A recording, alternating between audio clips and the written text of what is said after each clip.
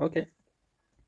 So the one thing to remember is that revelation doesn't come from within. Revelation is from without. It Quran and Sunnah are external things. They were revealed to the Prophet on his heart externally from Allah subhanahu wa ta'ala, so as an objective reality.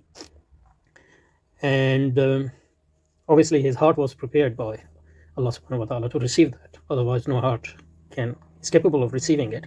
Even mountains can't receive it. So al-wahi is not something internal.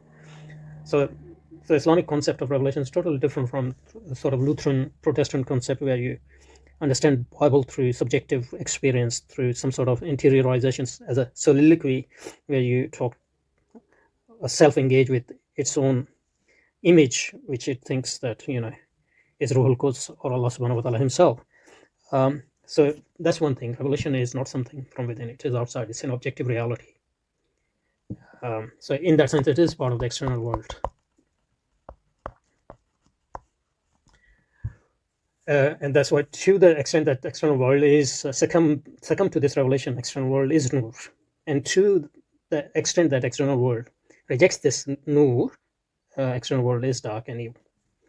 Okay, so let's look at Iqbal's sentence here, though, where he said, "But by the affirmation is sought by Christianity. So purification of your spirits, your inner world," he is saying, "will not come by renunciation of the external world." Okay, we agree with that. But you need to reduce your reliance on the external world, because otherwise you won't be able to subjugate your will to the revelation. Okay. So it won't come through renunciation, but by a proper adjustment of man's relation. So relationship of your spirit. So relation, islahul ahwal, islahul purifying our relationship is important. Yeah, but by the proper adjustment, not adjustment of man's relation, but it depends on what he means by it. The purification of man's relation to the external force in view of the light received from the world within. So Iqbal is saying what we need is man's relation needs to be, so I'm again charitably reading here, to be purified. Purification of man's relationship with the external forces,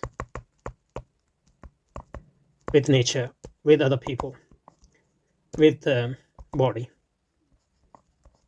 nature, social world, cultural world, with humans, with animals. So our relationship needs to be, he's saying adjusted, I'm saying purified. Okay, so we'll give him that. But by a proper adjustment relation, the forces in view of, now this is problematic, in view of the light from the world within. In view of the light from within. So we need to purify our relationship with the external world in view of the light from within. No, not light from within, but in view of the light of Allah subhanahu wa ta'ala, which is his revelation. And that is externally present in the form of Quran and Sunnah and Islamic disciplines, which are tools to understand this. Yes, there is a light from within our heart, which is created when we submit our will to this external light. So then it becomes easier for us to purify our relationship with the external world. So we partly accept Iqbal's position here, but partly reject it. And this view that we have to reform the external world in view of the light received from the world within, that's a totally Protestant idea. Yes, we have to have light within, but that light is created in the first place through the light of revelation, the light of Kitabullah, the light of Kalam Rasulullah, the light of the way of the Prophet Sallallahu Alaihi Wasallam. And those are external in that.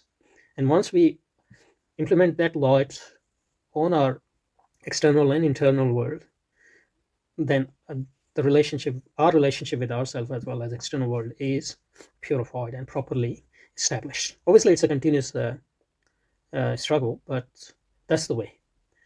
But to say that it has to win through some internal light, that's totally Protestant idea, which obviously, to a large extent, is responsible for the reinterpretation and the rejection of Christianity in the form of modernity. Okay. go back to text then. So thus the affirmation of spirit sought by Christianity would come not by the renunciation of external forces, yes, which are already permeated by the illumination of spirit. We reject that they are already permeated, but they need to be. But by a proper adjustment of man's relation to these forces, not just adjustment, but proper establishment of man's relation with these forces in the view of the light received from the world within, not from the world within, but from the revelation in the book of Allah subhanahu wa ta'ala and Sharia al-Mutahara, and the light of the Prophet sallallahu alaihi wasallam and his way of life and the way of life of his heirs. Okay, I think that's a good point to stop. So we got a bit more handle on what he was talking about last time.